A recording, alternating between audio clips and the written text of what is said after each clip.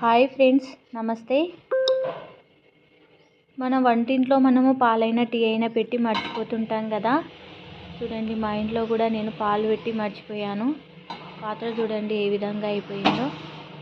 అయితే నేనైతే ఒక చిట్కా అయితే తెలుసుకున్నాను ఈజీగా పోవాలంటే.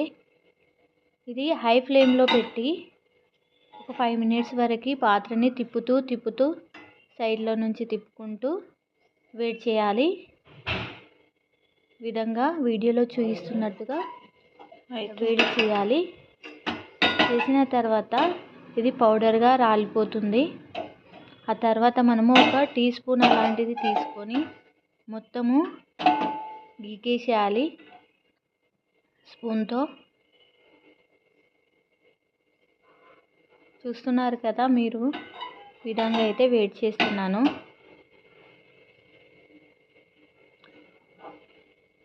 ఈ చిట్కా తెలియక ముందైతే నేను చాలా కష్టపడేదాన్ని. ఇది పోవడానికి వాటర్లో బాగా నానబెట్టి గీకి కడిగేదాన్ని. ఇది తెలుసుకున్న తర్వాత ఈజీగా తొలగించుకుంటున్నాను.